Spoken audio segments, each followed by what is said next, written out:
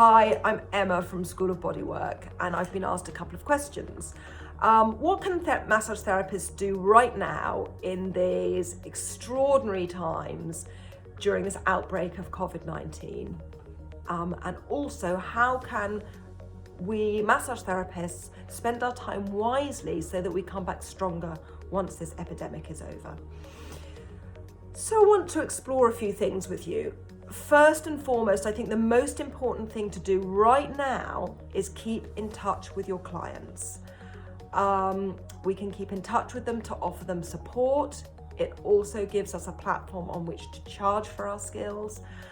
First and foremost, contact your insurance company, make sure that you're covered and make sure you're working within your remit. But I've spoken to Alison from Holistic Insurance a couple of weeks ago, and as far as she's concerned, as long as we're working within our remit, she encourages you to stay in contact with your clients. Your clients need you right now, especially the old and the vulnerable ones. They need you to offer them support. We can't get our hands on, but we can continue to support our clients.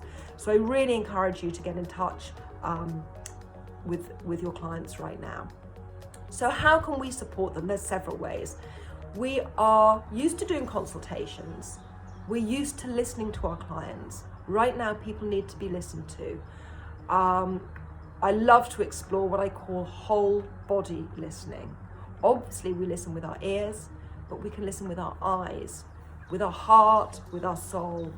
We can in fact listen with every cell in our body.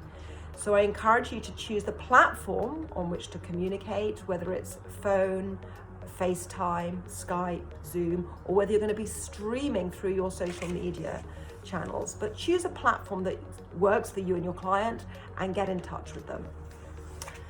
So we have great listening skills.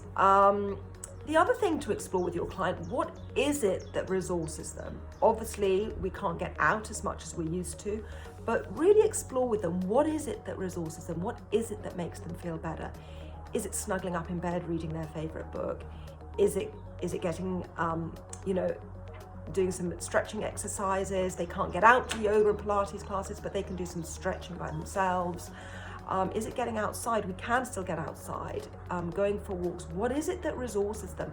Really explore that with them and support them to find a way to do that, even though it might be slightly adapted from the way that they would usually do it.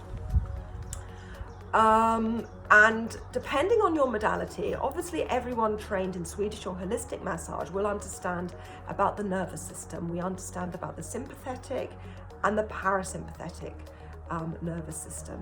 So obviously when we're getting our hands on the body, we're really encouraging our clients to drop down into that parasympathetic state. But we can also do this with them remotely.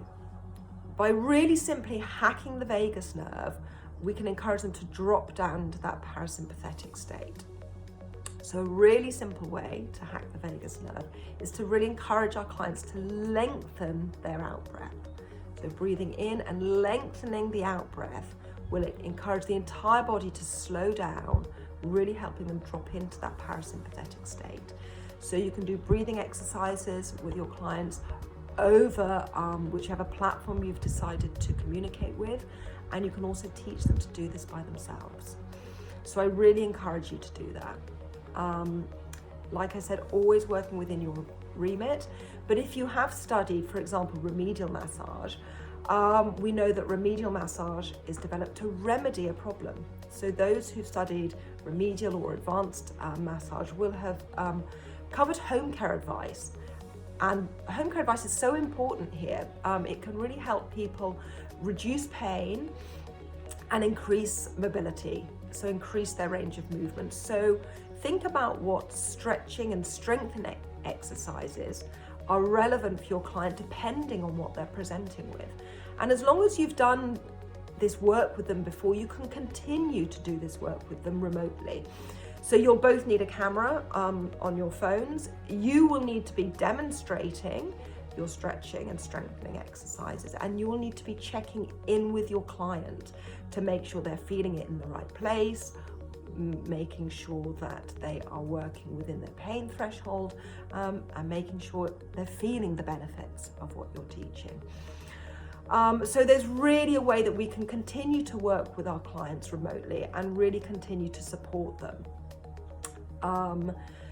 So I really encourage you all to do this. I would say our clients need us more now than ever. And also rest assured that staying in touch with them now will mean that the moment we are allowed to get our hands back on, people really will be desperate for our touch and will be coming back through our door, especially if we've remained in contact with them. So the next thing I'd like to explore with you is, how do I think we can all come back stronger from this? So over my 10 years of teaching, there's one thing that I see so often. All bodywork therapists, of course, love to get their hands on the body. They love to learn techniques, which is why all our courses are so technique rich. But the one thing that I find therapists less keen to do is really get stuck in and learn their anatomy. So I would really take this time to get your anatomy books out. There is so much to learn. The body is a fascinating thing. Go and study your musculoskeletal system in depth. Go back and look at those origins, those insertions. You can palpate them on your body. You can draw them on your body. Find the origins, find the insertions, contract the muscle and feel the muscle engage, feel the contraction as the action takes place. So that's the muscular system. As far as the skeletal system's concerned, go and find all those little bony protuberances onto which the muscles insert. Find their names, palpate them on the body. Really learn to love your musculoskeletal system. And then beyond that, I would explore the other systems even further. The digestive system, again, part of our immunity, so important right now. Really understand how the process of digestion, how food passes through the body. Really look at the absorption of nutrients into the body.